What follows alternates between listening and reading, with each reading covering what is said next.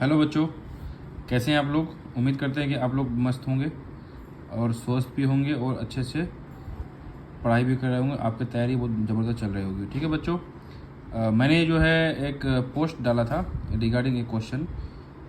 वो उम्मीद कर रहे हैं सब बच्चे ने ट्राई किए होंगे, है ना। वो क्वेश्चन इस तरह से है, देखिए कि a bird is at a point P whose coordinates are 4 metre, -1 metre, 5 metre, है ना।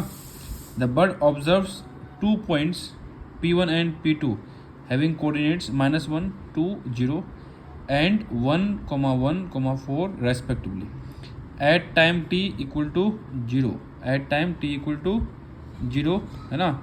क्या है, it starts flying in a plane of 3 positions with a constant velocity 5 metre पर सेकेंड। मतलब वेलोसिटी क्या है, 5 मीटर पर सेकेंड कॉन्स्टेंट है।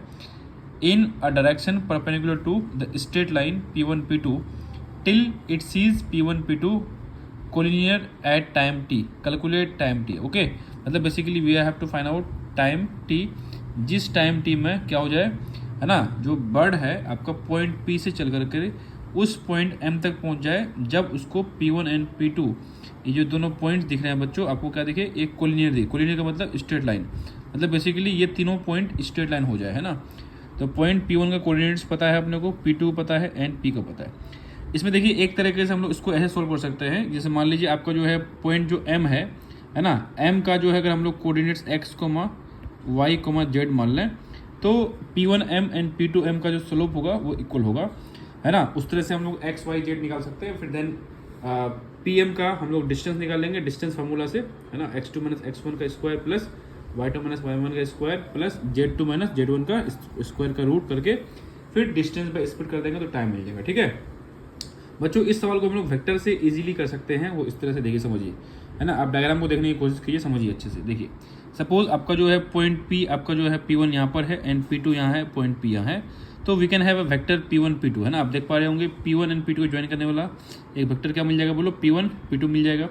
Similarly point P and P2 को ज्वाइन करने वाला एक वेक्टर मिल जाएगा, क्या बोलो, PP2, क्या मिल जाएगा, PP2। ओके, सो अगर बच्चों P1 P2 vector and PP2 vector के बीच का एंगल थीटा है, तो अगर ये थीटा तो ये भी एंगल थीटा हो जाएगा, है ना। और ये आपका जो है एक राइट एंगल ट्रायंगल बन रहा है, तो अपने को डिस्टेंस चाहिए PM, क्या चाहिए, PM। तो PM क्या होगा, बोलो, PP2 साइन थीटा हो जाएगा। इन शॉर्ट अगर हमको थीटा मिल जाए और PP2 तो डिस्टेंस मिल ही जाएगा अपने को। ओके, डिस्टेंस फार्मूला से भी निकाल सकते हैं, तो हम लोग आसानी से PM निकाल देंगे और उसको स्पीड से डिवाइड कर देंगे तो क्या मिल जाएगा, टाइम मिल जाएगा। ठीक है बच्चों, आइए तो माय डियर स्टूडेंट्स हम लोग फटाफट समझते हैं। देखिए तो PP2 जो वेक्टर है, PP2 वेक्टर जो है वो कितना होगा, बोलो, 1, है ना, -4 that is -3 i cap, then फिर +2 j कैप, फिर देन फिर -1 k कैप। ये आपका PP2 वेक्टर हो गया, फाइन। एंड इसका मैग्नीट्यूड कितना होगा, बोलो, √14 हो जाएगा, फाइन।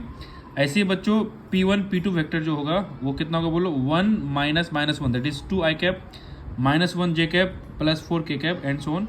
ठीक है, एंड फिर हम लोग जो है P1 P2 वेक्टर का जो मैग्नीट्यूड है कितना होगा, √21 हो जाएगा, fine.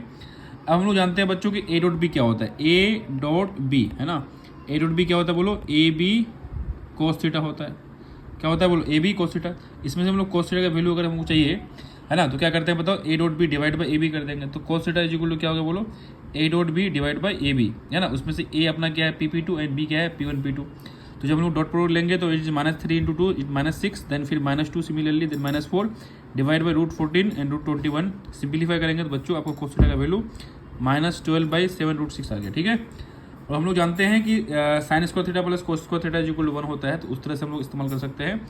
Sign theta is equal to 1 minus cos square theta का root, that gives you 5/7। Okay, so PPM जो होगा वो क्या होगा, बोलो, PP2 साइन थीटा हो जाएगा, तो PP2 साइन थीटा, तो PP2 is √14 and sine theta is 5/7, so it is √14 × 5/7।